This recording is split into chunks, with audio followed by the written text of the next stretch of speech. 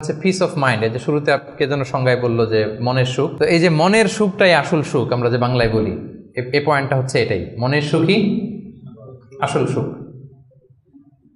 আপনার মন, আপনার হৃদয়টা, আপনার হার্ট, আপনার সোল, এইটা মানে পিস অফ মাইন্ড আছে কিনা এইটা আপনি খেয়াল করবেন। বাহ্যিক অনেক জিনিস আপনার মানে চোখ ধাঁধানো মনে হতে পারে, ওইটা কিন্তু আসলে সুখ না। সুখ আসলে কোথায়? হৃদয়ের সুখটা, মনের সুখটাই আসল সুখ। আপনি দেখবেন যে অনেক অনেক সম্পদশালী, অনেক টাকার মালিক, অনেক নেম ফেম, কিন্তু ফ্যামিলিতে সুখ নেই, ঘরের ভেতরে তার অশান্তি, এরকম আছে না অনেক? আসলে কি সে সুখী? টাকা পয়সার তো শেষ নাই, মিলিয়নিয়ার, বিলিয়নিয়ার, মাল্টি বিলিয়নিয়ার, বিশাল বিজনেস ম্যাগনেট, কিন্তু ঘরে স্ত্রীর সাথে ভালো সম্পর্ক নাই, ছেলে মেয়ে কথা শোনে নাই, তো অহরহ এখনকার সময়। আসলে কি সে হ্যাপি? কি বলেন? চিত্তে শান্তি নাই, মনে সুখ নাই। মনের সুখ আসল সুখ। অনেক টাকার মালিক, ঘরে 8-10টা কাজের লোক, কয়েকটা বাবুর্চি, কিন্তু খেয়ে হজম করতে পারে না। আছে এরকম প্রবলেম অনেকের? বলেন তো, যার ডাইজেস্টের সমস্যা, ডাইজেস্ট হয় না, তার কত কষ্ট। আমাদের কখনো যখন এরকম হয় যে ডাইজেস্ট হচ্ছে না, একটু কি বলে ফুড পয়জনিং বা বদহজম এরকম কিছু হলে কি অশান্তি লাগে, আর সারা জীবনটাই এটা। তার জীবনটা কেমন যাচ্ছে বলেন? আপনার যে মনে শান্তি আছে, এই যে 2 টাকা দিয়ে নাসি আয়াম খেয়ে ফেলতে পারতেছেন, যেখানে মনে চাই বসে ফেলতে পারতেছেন, শুইতে পারতেছেন, থাকতে পারতেছেন, কত সিম্পল লাইফ, কত সুখ। এরপরেও আমরা যদি সুখ খুঁজে না পাই, আপনি একটু ওদের দিকে তাকান, কিছুই হজম হয় না। তাদের কি অবস্থা? ঘরে শান্তি নাই, ফ্যামিলিতে শান্তি নাই। তো এই জন্য সম্মানিত ভাইয়েরা, পিস অফ মাইন্ড এটা হচ্ছে the true happiness, the real happiness. আপনার মনটা যদি প্রশান্ত থাকে, আপনি যদি মনোদৈহিক প্রশান্তির মধ্যে থাকেন, you are the happiest person in the world. আপনি সুখী, মহাসুখী, আপনি মহাসুখী। ইউআই থেকে বের হলে বুঝবেন দুনিয়াটা কেমন। এখানে আমরাও তো ছাত্র জীবন কাটিয়েছি একটা সময়, সুবহানাল্লাহ। পারিবারিক জীবনে যাবেন, ক্যারিয়ার লাইফে যাবেন, বিজনেসে যাবেন, ব্যবসা যাবেন, দিনকে দিন জটিলতার মধ্যে আপনি আসবেন। এখন যে কত হ্যাপি লাইফ লিড করতেছেন আপনি কল্পনা করতে পারবেন না। এর জন্য শুকরগুজার হতে হবে। তো তাই বলে কি এখন টাকা পয়সা সম্পদ এগুলোর দরকার নাই? বাড়ি ঘর বাবুর্চি এগুলো দরকার নাই যেগুলো বলতেছিলাম? না, দরকার আছে। আমি বুঝাতে চাচ্ছি যে ওগুলোই আসল সুখের সন্ধান দেয় না। আসল সুখ কিসের সুখ? মনের সুখ। সবাই বলেন, আসল সুখ মনের সুখ। পার্থিব জীবনের এই ব্যাপারগুলো যে লাগে, এটাও ইসলাম বলে। যেমন রাসূল সাল্লাল্লাহু আলাইহি ওয়াসাল্লাম একটা চমৎকার হাদিস, সহিহ হাদিস, এটা আমি একটু করে শেয়ার করি। রাসূল সাল্লাল্লাহু আলাইহি ওয়াসাল্লাম বলেছেন যে আরবাউম মিনাস সাআদা, 4টা হচ্ছে মানে সুখী হওয়ার মাধ্যম বা সৌভাগ্যশীল হওয়ার মাধ্যম। যার 4টা আছে সে সাঈদ, আর যার 4টা নাই সে শাকী। সাঈদ মানে কি? সুখী বা সৌভাগ্যশীল, আর শাকী মানে দুঃখী বা দুর্ভাগা। তো সুখী কারা বা সৌভাগ্যশীল কারা? রাসূল সাল্লাল্লাহু আলাইহি ওয়াসাল্লাম পার্থিব জিনিস যে লাগে, এটা যে ইসলাম ডিনাই করে না তার প্রমাণ রাসূল সাল্লাল্লাহু আলাইহি ওয়াসাল্লাম বলছেন যে আরবাউন মিনাস সাআদা, 4টা জিনিস মানুষের সুখ নিশ্চিত করে, সুখ এনে দেয় পার্থিব জগতে, দুনিয়াবি হাইসিয়াতে আর কি। 1 নম্বর হচ্ছে আল মারআতুস সালেহা, নেককার স্ত্রী। এটা কিন্তু আপনার জীবনকে সুখময় করার একটা বড় মাধ্যম। 2 নম্বর হচ্ছে আল মাসকানুল ওয়াসিআ, প্রশস্ত বাসভবন। কি বলেন? খুব যদি চিপাচাপা হয়, এটা তো ওখানে চলাফেরা করে মজা হবে না, স্বাভাবিক। কিন্তু যদি একটা চমৎকার বাসভবন হয়, অনেক স্পেশাস, এটা আসলেই সুখ স্বাচ্ছন্দ্যের একটা ব্যাপার, মানে দুনিয়াবি দিক থেকে। 3 নম্বর হচ্ছে ওয়াল জারুস সালেহ, ভালো প্রতিবেশী, গুড নেইবার। কি বলেন? আরবিতে কি বলে? উতলুবুল জার ক্বাবলাদ দার, বাড়ি কেনার আগে আগে প্রতিবেশী দেখে নাও, আরবি ভাষার একটা প্রবাদ। আর 4 নম্বর হচ্ছে ওয়াল মারকাবুল হানি, মানে হচ্ছে লিটারালি হচ্ছে সুইট রাইডিং, ভালো একটা আরোহণ। এটা বর্তমানে গাড়ি হইতে পারে, একটা সুন্দর চমৎকার গাড়ি, ভালো ব্র্যান্ডের গাড়ি, মার্সিডিজ না হইতে পারে। তারপর রাসূল সাল্লাল্লাহু আলাইহি ওয়াসাল্লাম টেস্টিফাই করছে, আপনার এটা নেগেটিভলি নেওয়ার সুযোগ নাই। হ্যাঁ, এটা দুনিয়াবি দিক থেকে তো অবশ্যই একটা সুখের মাধ্যম, মার্সিডিজ ব্র্যান্ড হতে পারে। অথবা রাসূল সাল্লাল্লাহু আলাইহি ওয়াসাল্লামের সময় ছিল যে কোনো আরোহণ, ভালো ঘোড়া, তেজস্বী ঘোড়া, উট, হ্যাঁ এগুলো। তাহলে এই 4টা হচ্ছে আরবাউম মিনাস সাআদা। এই 4টা জিনিস পার্থিব জগতের সুখ এনে দেয়, মানুষকে সৌভাগ্যশীল বানায়। তার মানে ইসলাম এটা নিষেধ করে নাই। কিন্তু দ্য পয়েন্ট ইজ হেয়ার, রাসূল সাল্লাল্লাহু আলাইহি ওয়াসাল্লামের জীবনে কয়টা ছিল বলেন? এই চারটার মধ্যে থেকে রাসূল সাল্লাল্লাহু আলাইহি ওয়াসাল্লামের জীবনে আসলে কয়টা ছিল? শুধু এক নম্বরটাই ছিল। যদি আপনি মানে একেবারে সঠিকভাবে চিন্তা করে দেখেন, এই চারটা জিনিস থাকলে যে জীবনটা খুব স্মুথ হয়, রাসূল সাল্লাল্লাহু আলাইহি ওয়াসাল্লাম বলছেন কথা ঠিক, কিন্তু উনার কয়টা ছিল? একটাই ভালো মতো ছিল। সেটা কি? নেককার স্ত্রী, আল মারআতুস সালিহা, এটা ছিল। 2 নম্বরে আসেন আল মাসকানুল ওয়াসি, তো মোটেও ছিল না। রাসূল সাল্লাল্লাহু আলাইহি ওয়াসাল্লামের ঘরের সাইজ জানেন তো না? এখন মক্কা মদিনায় গেলে বিভিন্ন মাআরেদ হয়, ওখানে দেখা যায় যে কত মিটার বাই কত মিটার, খুবই ছোট একটা রুম। আম্মা জান আয়েশা রাদিয়াল্লাহু তাআলা আনহার ঘরের সাইজটাই যদি বলি, খুবই ছোট। এই অল্প কিছু জিনিস রাখতে পারে, একটা জাজিম রাখতে পারে, কয়েকটা জিনিস ঝুলায় রাখতে পারে, আর দুজন থাকতে পারে কোনো রকম। এটা ছিল ওনার বাসভবন। এটা কি আল মাসকানুল ওয়াসি হইছে? পান নাই উনি এটা। এরপর একটা আসেন ওয়াল জারুস সালেহ, ভালো প্রতিবেশী পাইছেন, কাছাকাছি ধরলে পাইছেন, পাশে ফাতেমার ঘর, দিকে স্ত্রীদের ঘর। কিন্তু আপনি যদি বিগার সেন্সে চিন্তা করেন, কারা থাকতো আশেপাশে? এদিকে তো না, আবুল আহাব তো মক্কার কথা, লেটসে মদিনার কথাই যদি আমরা বলি, আপনার কারা থাকতো? মুনাফিকদের একটা দল তো থাকতোই, আর 3 দিকে জিউস, ইহুদিরা, বনু কাইনুকা, বনু নাদির, বনু কুরাইযা। এরা কি করছে রাসূল সাল্লাল্লাহু আলাইহি ওয়াসাল্লামের সাথে? মানে ট্রেচারির যত ধরন হইতে পারে, বিট্রে করার যত ওয়ে হতে পারে, সবগুলো করেছে। একটা রাত শান্তিতে ঘুমাইতে পারে না এদের কারণে। এটা কবে পর্যন্ত? 5ম হিজরির আগ পর্যন্ত ঘুমাতে পারে নাই। বনু ওই কুরাইজাকে যখন করলেন, এক্সাইল করলেন, তারপর থেকে অনেকটা এই জিউসদের ঝামেলা থেকে উনি মুক্ত হয়েছেন। তাহলে চিন্তা করেন, এটাও ছিল না। এরপর 4 নম্বরে যদি আসেন আল মারকাবাল হানি, ভালো যানবাহন বা ঘোড়া, এগুলো ছিল? অ্যাভারেজ ধরতে পারেন যেগুলো ছিল, কসওয়া, আদবা যা ছিল এগুলো অ্যাভারেজ টাইপের। তার মানে রাসূল সাল্লাল্লাহু আলাইহি ওয়াসাল্লামের কিন্তু এগুলো ছিল না। এটা প্রমাণ করে যে এগুলো হইলে জীবন স্মুথ হয়, সুন্দর হয়, বাট এগুলোই সুখ শান্তি দেওয়ার আসল টুলস না। আসল সুখ বলেন না একটু সবাই, আসল সুখ মনের সুখ। এটা খেয়াল রাখতে হবে। এটা আমি কোত্থেকে নিয়েছি? এটা হাদিস থেকে নিয়েছি। এই যে রাসূল সাল্লাল্লাহু আলাইহি ওয়াসাল্লাম বলছে যে লাইসাল গিনা আন কাসরাতিল আরাব, অনেক সম্পদ থাকলে এটাই অন্তরের মজা, শান্তি, প্রাচুর্যতা না। ওয়ালাকিন্নাল গিনা গিনান নাফস, মূল সুখ হচ্ছে অন্তরের সুখ, মূল ধনাঢ্যতা হচ্ছে অন্তরের ধনাঢ্যতা। আপনার অন্তর হ্যাপি তো সব হ্যাপি। আপনি না খেয়ে, সামান্য খেয়েও, আপনি ছোট্ট ঘরের ভিতরে আপনি সুখ আর সুখ, এরকম ফ্যামিলি আছে না? আপনারা কি মনে করেন যে রিক্সাওয়ালার যে বস্তির ভেতরে কুড়ে ঘরে কোনো সুখ নাই? কথা বলেন, আছে না? আছে। এদেরকেও আল্লাহ সুখের সন্ধান দিয়েছেন। তো নট নেসেসারি যে আপনার টাকা পয়সা এগুলো হইলেই সুখ হবে না। আরেকটা হাদিস আমি ইবনে মাজাহ থেকে একটু শোনাই, খুব চমৎকার হাদিস। হাদিসটা সুনান ইবনে মাজাহ এসেছে, মান কানাতিদ দুনিয়া হাম্মাহু ফারাখাল্লাহু আলাইহি আমরাহু ওয়া জাআলা ফাকরাহু বাইনা আইনাই। লম্বা হাদিস, আমি অর্থটা বলি। হাদিসটা একটু খেয়াল করেন আমার সাথে। রাসূল সাল্লাল্লাহু আলাইহি ওয়াসাল্লাম বলেছেন, পার্থিব চিন্তা যাকে মোহগ্রস্ত করবে, মানে যে দুনিয়া নিয়ে পেরেশান, তার কি হবে দেখেন, তার কাজকর্মে আল্লাহ তাআলা অস্থিরতা ঢেলে দিবেন, সে অস্থির হবে। দারিদ্রতা হবে তার নিত্যসঙ্গী, এবং এই পার্থিব স্বার্থ সে ততটুকুই পাবে যতটুকু তার তাকদিরে লেখা আছে, এর বেশি পাবে? অস্থির যদি হন, আপনি পেরেশান হন, যত পেরেশান হন, আপনার তাকদিরে যা লেখা তার চেয়ে 1 ইঞ্চিও বেশি পাওয়া যাবে নাকি? যাবে না। আর যার উদ্দেশ্য হবে আখিরাত, আল্লাহ তার সব কিছু স্মুথ করে দিবেন, সুবহানাল্লাহ। তার অন্তরকে আল্লাহ তাআলা ঐশ্বর্যমণ্ডিত করে দিবেন। এই যেটা বলতেছিলাম যে ফাইনাল গিনা গিনান নাফস, অন্তরের সুখ, হৃদয়ের সুখী আসল সুখ, অন্তরের সুখী আসল সুখ। এবং দুনিয়া স্বয়ং তার সামনে এসে হাজির হবে। যার চিন্তা হচ্ছে আখিরাত নিয়ে, দুনিয়া আপনাতে এসে ধরা দিবে। এই জন্য হৃদয়ের সুখটা, এটা যে আসল সুখ, এটা যেন আমরা ফিল করি, এটা এনশিওর করার ট্রাই করতে হবে। আপনি এইটা না করে অন্যদিকে যদি বেশি ছুটেন, আপনার অস্থিরতা কমবে না, এটা আপনাকে দুঃখী বানাবে, অসুখী বানাবে, অস্থির বানাবে, আপনার সুখ কেড়ে নেবে জীবন থেকে। তাহলে এই যে হৃদয়ের সুখ, আসল সুখ, হ্যাঁ, piece of mind is the real happiness. 6 নম্বরটা বুঝতে পারছেন প্রিয় ভাইরা? বুঝতে পারছেন সবাই? আচ্ছা, এবার চলে যায় 7 নম্বরে। 7 নম্বর পয়েন্ট হচ্ছে এক্সপেক্ট লেস। এক্সপেকটেশন যেন লেস থাকে, তাইলে হ্যাপি হবেন। অনেক এক্সপেকটেশন পান নাই কিছু, এই তো দুঃখ শুরু। স্বামী স্ত্রীর কাছে অনেক এক্সপেকটেশন, পায় না এখন কিছু, দুঃখ বাড়তেছে।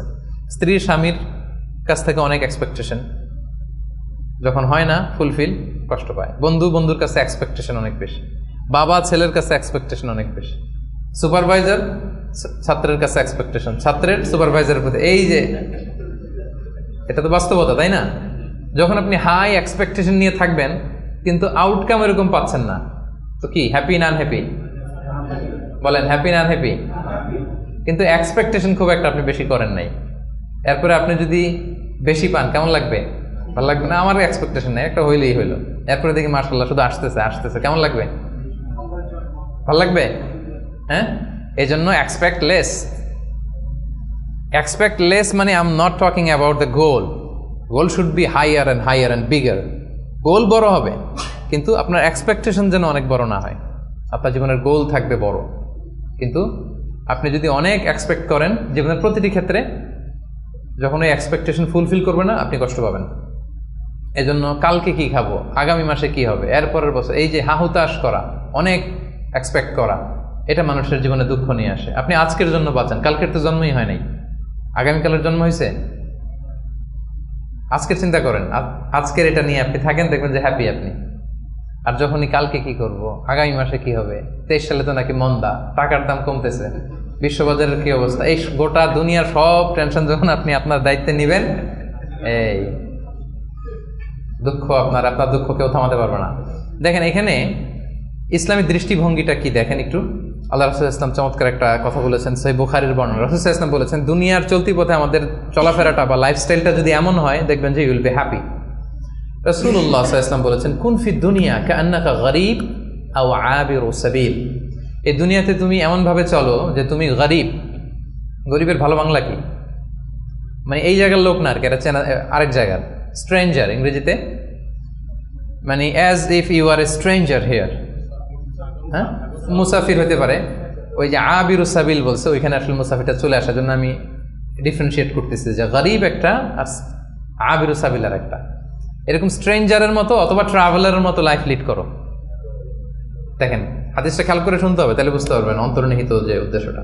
এই দুনিয়াতে এমন ভাবে চলো as if you are a stranger in this দুনিয়া or you are a traveller.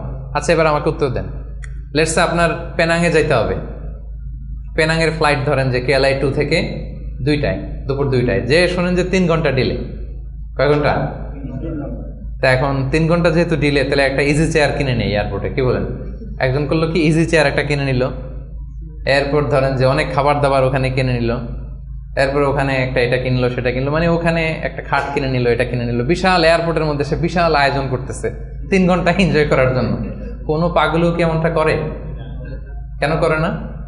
কারণ আবিরু সাবিল, সে তো ট্রাভেলার। 3 ঘন্টা তো কোনো রকম সূরাতে যে একটু নামাজ পড়তে পড়তে, অথবা একটু কোরআন তেলাওয়াত করতে করতে, অথবা ক্ষুধা লাগলে একটু কেএফসিতে ঢুকে একটু ফ্রেঞ্চ ফ্রাইস খাইতে খাইতে তো চলে যাবে, কি বলেন? এভাবেই তো আমরা কাটাই। আমরা ফ্লাইট ডিলে হলে কি করেন বলেন? 3 ঘন্টা ফ্লাইট ডিলে হয়েছে, এয়ারপোর্টে কি করেন? কিছু জরুরি ফোন কল আছে, সেরে নেই নাকি? একটু পত্রিকায় ঢুমারি, কি কি নিউজ আজকে দেশে বিদেশের একটু দেখি, তারপরে একটু নামাজ পড়ে নেই, বা একটু অজু করে নেই, একটু ওয়াশরুম সেরে নেই, ক্ষুধা লাগলে একটু মেনু খেয়ে নেই, বা এটা একটু করে নেই। এইভাবে আমরা সাধারণত আমাদের ফ্লাইট ডিলে হলে টাইম পাস করি। তো এখন রাসূল ইসলাম বলছেন, এই দুনিয়ার পুরো জীবনটাই আসলে তো এটা তো একটা ট্রানজিশন পিরিয়ড। আমরা মানে আমাদের ভাবনাতেই ওইটা আনি না যে আমাদের বিশাল এক জগৎ, আমাদের বিশাল এক ব্যবস্থাপনা ওখানে পড়ে আছে, ওইটার ওইভাবে ফিল করি না। বলি, পড়ি, শুনি, কিন্তু ফিলিংসটা ওইভাবে আসে না। মানে এমনভাবে এই দুনিয়াতে আষ্টে পৃষ্ঠে দুনিয়া কেন্দ্রিক আমাদের এমন ভাবনা। একটা মজার ঘটনা বলি। নূহ আলাইহিস সালামের সময়ে এক মা তার ছোট বাচ্চাকে কোলে নিয়ে আল্লাহ নবী নূহ আলাইহিস সালামের কাছে এসে বলতেছেন, ইয়া নবী আল্লাহ, হাযা ইবনি উদউ আল্লাহ লা, আমার ছেলে একটু দোয়া করে দেন। তো নূহ আলাইহিস সালাম বলতেছেন, কাম উমরু, তোমার ছেলের বয়স কত? সে বলতেছে, সালাসুমি আসানা, 300 বছর। কোলের শিশু বয়স কত শুনতেছেন? 300 বছর। নূহ আলাইহিস সালাম বলে, তোমার কোলের শিশু 300 বছর বয়স, অবশ্যই দোয়া করব, আল্লাহ তার জীবনে বরকত দেখ। কিন্তু তুমি কি জানো, শেষ জামানার যে উম্মতরা আসবে তারা 60 থেকে 70-এর মধ্যে সব মরেই যাবে।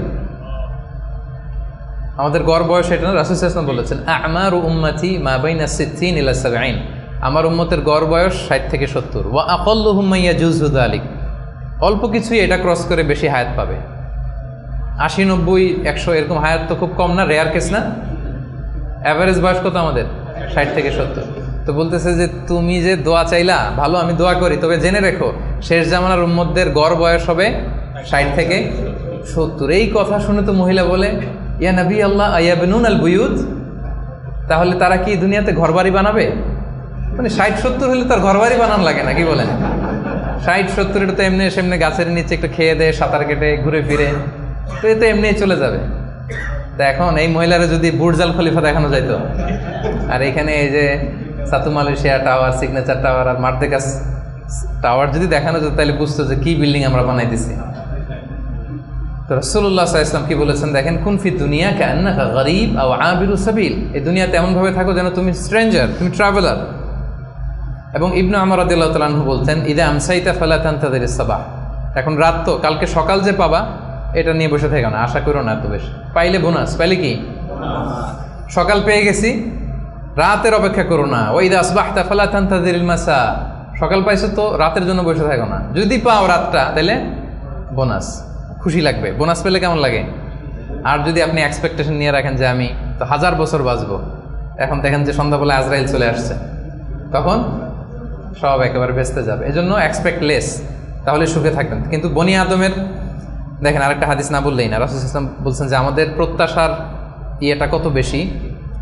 সহিহ বুখারীর হাদিস যে লাউ আন্না লিবনি আদম ওয়াদিয়াম মিন যাহাব আহাব্বা ইয়াকুনা লাহু ওয়াদিয়ান ওয়া লা ইয়ামলা ফাহু ইল্লা তুরাব, আমাদের প্রত্যেককে যদি একটা করে স্বর্ণের পাহাড় দিয়ে দেওয়া হয়, আমাদের যে চাই আরও লাগবে, টেন্ডেন্সিটা এমন। রাসূল সাল্লাল্লাহু আলাইহি ওয়াসাল্লাম উপমা দিয়ে বোঝাচ্ছেন, আমাদের প্রত্যেককে একটা করে যদি স্বর্ণের, যদিও বলা হচ্ছে ভ্যালি, উপত্যকা বোঝানোর জন্য বলছি, দুই পাহাড়ের মধ্যবর্তী জায়গাকে ভ্যালি বলে, লেটস ধরেন পাহাড়ের সমান, আমাদের প্রত্যেককে একটা করে পাহাড়ের সমান স্বর্ণের পাহাড় যদি আমাদেরকে দিয়ে দেওয়া হয়, আমাদের টেন্ডেন্সি হবে যে আরেকটা কিভাবে পাওয়া যায়, এটা হচ্ছে আমাদের টেন্ডেন্সি।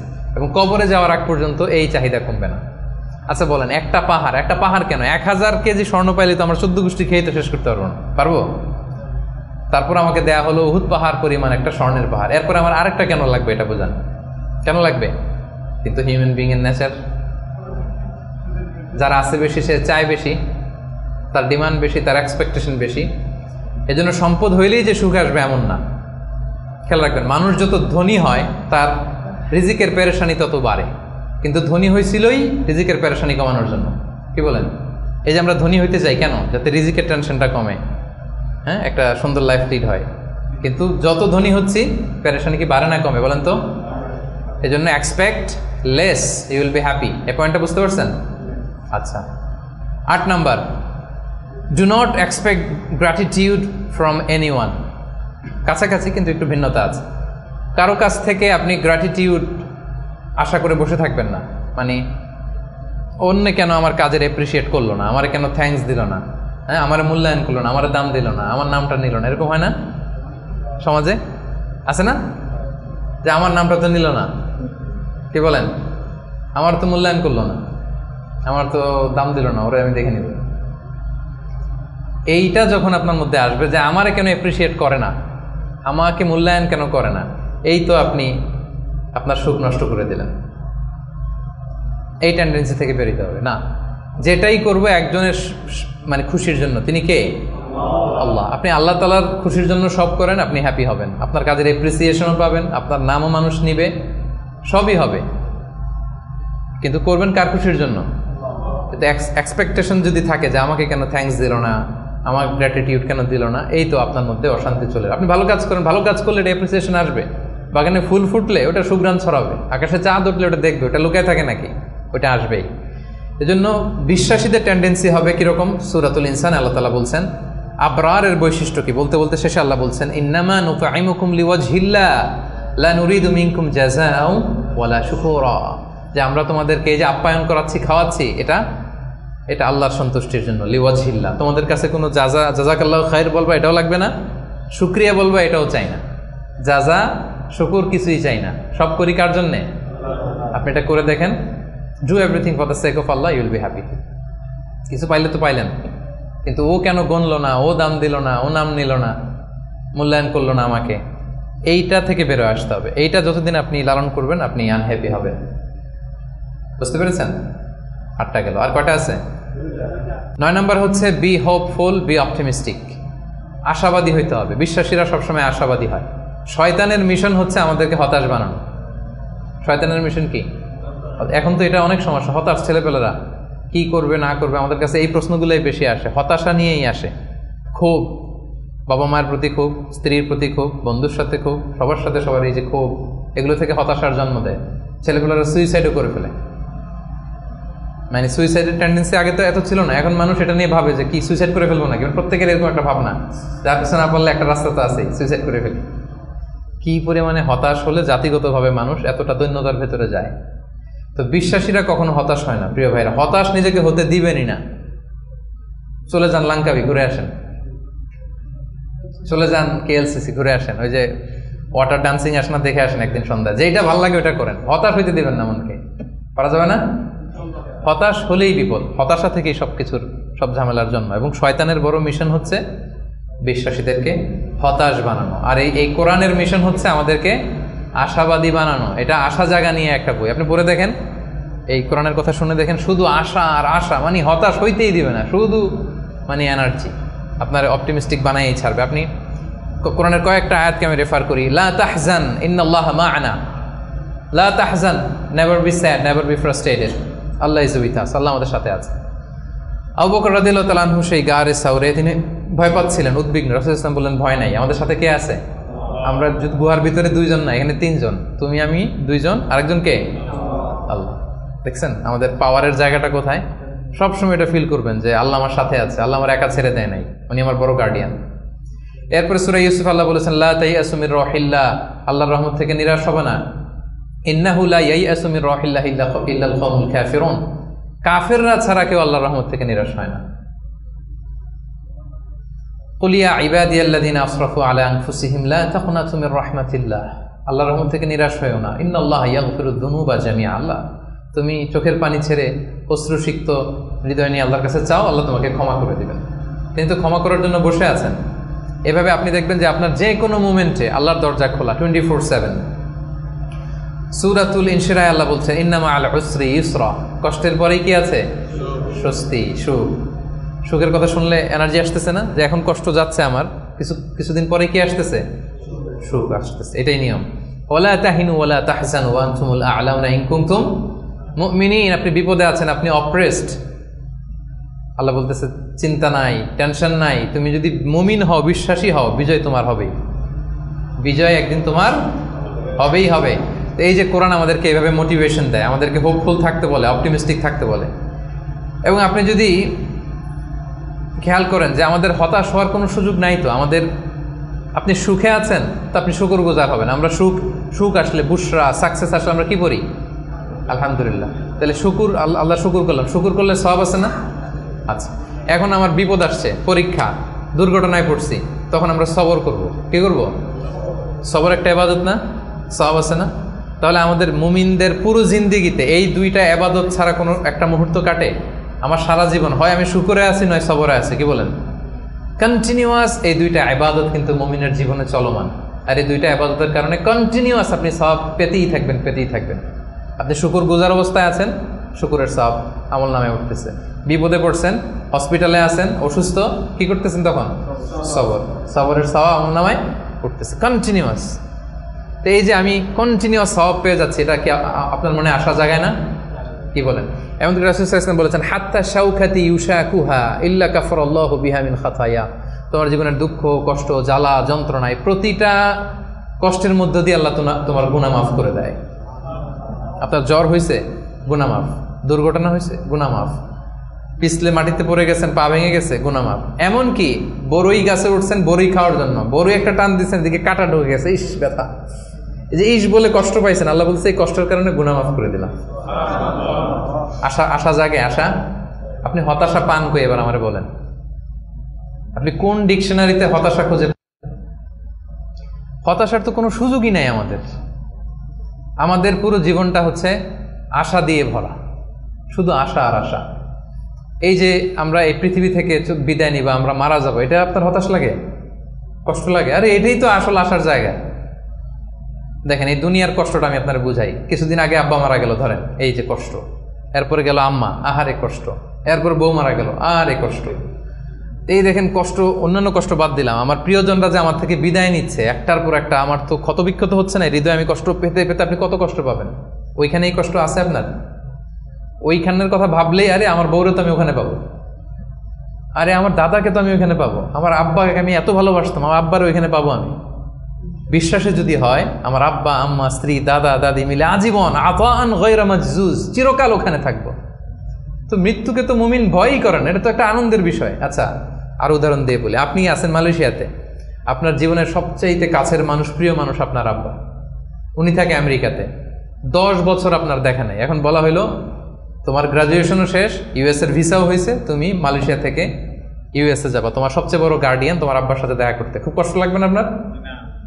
কি লাগবে বলেন না কেন, কেমন লাগবে আপনাদের?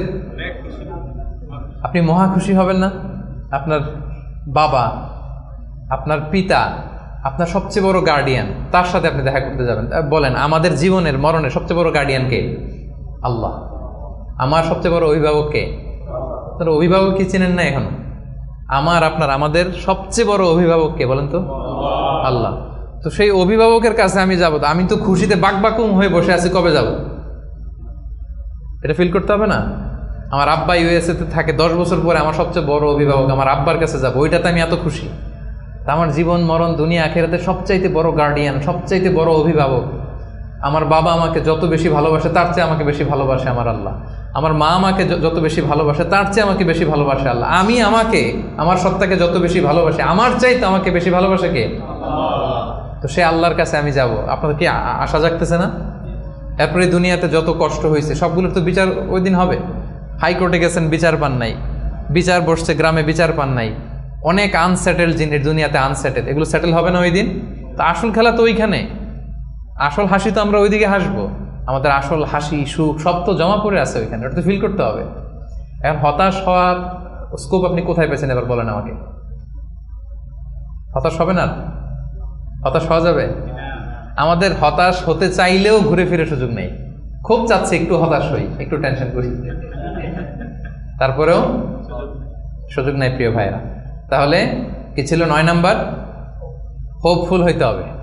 এই যে আমি যতগুলো বলছি একটাও কি গোজামিল দিয়ে বললাম নাকি? যে কোনো রকম গোজামিল দিয়ে আপনাদেরকে আমি একটু হোপফুল বানানোর চেষ্টা করছি, আসলে কি গোজামিল না মহাসত্য এটা? তা আপনি হতাশ হন কিভাবে? আপনি তো এখান থেকে শান্তি খুঁজবেন, প্রশান্তি খুঁজবেন, আপনি তো আরো আশাবাদী হয়ে উঠবেন। তাইলে হতাশ হওয়া যাবে না। 10 নম্বর রিমেম্বারেন্স অফ আল্লাহ, সর্বশেষ সুখী হওয়ার মাধ্যম। এটা দিয়ে শুরু করার কথা ছিল, কিন্তু এটা দিয়ে শুরু করলে বলবো যে এই যে ওয়াজ শুরু করছে। তো এই জন্য আপনাদেরকে দুনিয়াবি কথাগুলো আগে বলে রিমেম্বারেন্স অফ আল্লাহ, যেটা 1 নম্বরে আনার কথা ছিল, আমি শেষের দিকে নিয়ে আসলাম আপনাদেরকে। আমি তৈরি করে করে এখন বুঝতে সুবিধা হবে। আল্লাহর স্মরণে হৃদয় প্রশান্ত হয়। আল্লাহর স্মরণে যে হৃদয় প্রশান্ত হয়, আমার একটু আগের যে পয়েন্টটা, এটা যদি আপনি ফিল করেন ভেতর থেকে, প্রশান্ত হবে না আপনার? আপনি তো মানে বিশাল বড় আশা নিয়ে বুক বেঁধে থাকবেন, আপনার তো হতাশ হওয়ার কোনো সুযোগ নেই। আপনি ভিতর থেকে মনোদৈহিক প্রশান্তি, শান্তি, সুখ এটা অনুভব করবেন। আল্লাহ স্মরণ, আখিরাতের স্মরণ যার মধ্যে থাকে সে সুখী হয়, সে জীবনে শান্তি লাভ করে। আর আপনি যদি নাস্তিকদের দিকে তাকান, আপনারা জানেন ওরা কি কঠিন জীবন যাপন করে। বিশ্বাস করেন, টক শোতে অনেক বড় বড় কথা বলে, কিন্তু রাতের বেলা যখন মরণ নিয়ে চিন্তা করো, দম বন্ধ হয়ে আসে। আমরা মরণ নিয়ে কথা বলে দম বন্ধ হয়ে আসে, তো বুক ভরা দম নিয়ে আমি তো খুশি, আমি তো আমার রবের কাছে যাচ্ছি, আমার মহা অভিভাবকের কাছে। আতান গায়রা মাজজুজ, এমন সুখ শান্তির সন্ধান আমি পাবো যেটা কাটাপ হবে না, কোনোদিন ছিনিয়ে নেওয়া হবে না, এটা চলবে তো চলবে মহাকাল। তো আল্লাহর স্মরণ, আখিরাতের স্মরণ আমাদেরকে খুব হোপ দেয়, আশা জাগায়, আশা জাগা নিয়ে। কিন্তু নাস্তিকদের কথা যদি চিন্তা করেন, ওদের জীবন মরণ নিয়ে যখন ভাবনা শুরু করে, ওদের দম বন্ধ হয়ে আসে, একটা সাফোকেটিং লাইফ ওরা লিড করে। এজন্য আল্লাহ তাআলা বলছেন আলা বিযিকরিল্লাহি তাতমাইন্নুল কুলুব। কেন আল্লাহর জিকিরে মানুষের অন্তর প্রশান্ত হয়? কেন? আমাদের হিউম্যান বিং এটা 2টা জিনিসের সমন্বয়, আমাদের দেহ, বডি আর সোল। আমরা যখন ক্লান্ত হই ঘুমালে সতেজ হই, ক্ষুধা লাগলে খেলে, ফুয়েল দিলে সতেজ হই। কিন্তু আমাদের রূহ, এটার খাবার কি? আমাদের যে আত্মা, এটা আখিরাতের স্মরণে, আল্লাহর স্মরণে এটা প্রাণবন্ত হয়, এটা সজীব হয়, এটা উজ্জীবিত হয়। এজন্য আল্লাহ তাআলার স্মরণে, আখিরাতের স্মরণে মানুষ উজ্জীবিত হয়, মানুষ প্রশান্ত হয়, সে হৃদয় থেকে একটা সুখানুভূতি সে ফিল করে, এটা রিয়েলাইজ করে। আর যারা এটা করে না, আল্লাহ কি বলছেন? ওয়ামান আ'রাদা আন যিকরি ফাইন্না লাহু মাঈশাতান দানকা, they will live a very suffocating life, very miserable life. আপনি যদি নাস্তিকদের দিকে তাকান, they are all the time long in dilemma, in confusion. They don't know how to go, how to proceed, মানে কি ভাববে, কোন দিকে যাবে, আসলে কি যদি থাকে কিছু। এই যদি থাকের চিন্তায় ওরা একটা দম বন্ধ হওয়ার মতো যে পরিবেশ পরিস্থিতি, এরকম একটা লাইফ তারা লিড করে। আর যারা বিশ্বাসী, আল্লাহ বিশ্বাসী, আখিরাতে বিশ্বাসী, তারা এই পৃথিবীর জীবনে তো সুখী হবেই, আখিরাতে তারা মহাশান্তির সন্ধান পাবে। এবং যে আয়াতটি দিয়ে শুরু করেছিলাম সেটা দিয়ে শেষ করে আল্লাহ তাআলা বলছেন, মান আমিলা সালিহাম মিন যাকারিন আও উনসা ওয়া হুয়া মুমিন ফালানুহইয়ান্নাহু হায়াতান তাইয়্যিবা ওয়া লানাজজিয়ান্নাহুম আজরাহুম বিআহসানি মা কানু ইয়ামালুন।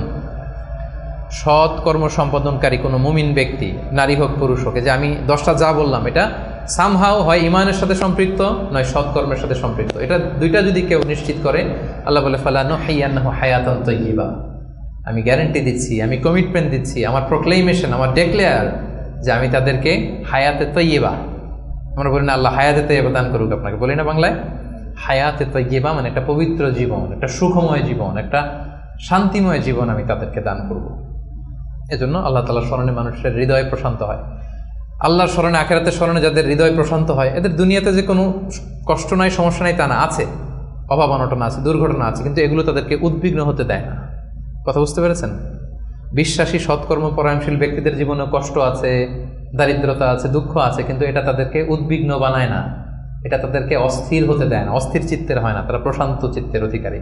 আর আমরা শুরুতেই বলেছি যে অন্তরের সুখী বড় সুখ বা আসল সুখ। তো হৃদয়ের সুখটা তারা সবসময় অনুভব করে। আলা বিযিকরিল্লাহি তাতমাইন্নুল কুলুব, জেনে রাখো, সাবধান, আল্লাহ তাআলার স্মরণেই হৃদয় প্রশান্ত হয়। তো আমরা যেন আল্লাহ তাআলার স্মরণের মধ্য দিয়ে, আখিরাতের স্মরণের মধ্য দিয়ে পৃথিবীতে সুখী হতে পারি, প্রশান্ত চিত্তের অধিকারী হতে পারি। আল্লাহ তাআলা আমাদের সবাইকে কথাগুলো বোঝার, আমল করার তৌফিক দান করুন। আমি কি একটু করে 30 সেকেন্ডে একটু পয়েন্টগুলো আবার বলবো, কি কি বলেছিলাম? 1 নম্বর কি ছিল? সুখী সমৃদ্ধ জীবনের জন্য সিম্পলিসিটি, সিম্পল লাইফ লিড করা, ইজি গোয়িং হওয়া। 2 নম্বর ক্ষমা করে দেয়া। ক্ষমা করে দিবেন? এখান থেকে দেয়া যাবে ক্ষমা করে? ভুলে যান সব দুঃখ, কষ্ট, ক্ষোভ, জ্বালা, ভুলে ক্ষমা করে দেন, দেখবেন যে একটা সুখ পাবেন। মাফ করে দেন না, একটু ক্ষমা করে দিয়ে দেখেন, আপনি সুখী হবেন। 3 নম্বরে try to make others happy, অন্যকে সুখী করার চেষ্টা করা, রাইট। 4 নম্বরে be grateful with what you have, যেটা আছে এটা নিয়ে আমি শুকরগুজার যেন হয়, এটা আমাকে সুখী বানাবে।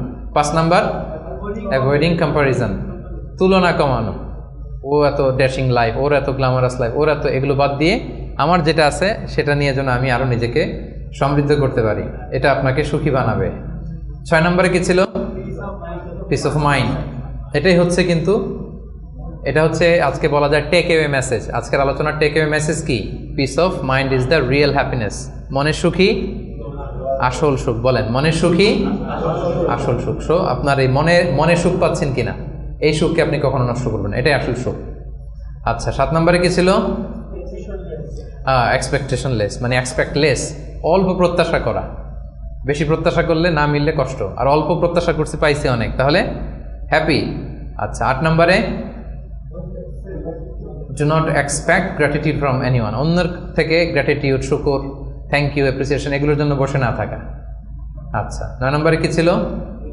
বি হোপফুল, বি অপটিমিস্টিক, আশাবাদী হওয়া, নিরাশ হওয়া যাবে না। আর নিরাশ হওয়ার কোনো সুযোগই তো আজকে আমরা পেলাম না, অনেক ট্রাই করে, কি বলেন? সো নিরাশ মোটেও হওয়া যাবে না। আর 10 নম্বরে কি ছিল? রিমেম্বারেন্স অফ আল্লাহ, আলা বিযিকরিল্লাহি তাতমাইন্নুল কুলুব, আল্লাহর স্মরণের মধ্যে দিয়ে হৃদয় প্রশান্ত হয়। আল্লাহ তাআলা আমাদের সবাইকে একটা হ্যাপি, পিসফুল, মানে life with full of contentment, tranquility, একটা হ্যাপি অ্যান্ড পিসফুল লাইফ যেন আমরা লিড করতে পারি। আল্লাহ তাআলা আমাদের সবাইকে তৌফিক দান করুন। হাযা মা ইনদি ওয়াল ইলমু ইনদাল্লাহ, আলাইহি তাওয়াক্কালতু ওয়া ইলাইহি উনীব। আসসালামু আলাইকুম ওয়া রাহমাতুল্লাহি তাআলা ওয়া বারাকাতুহু।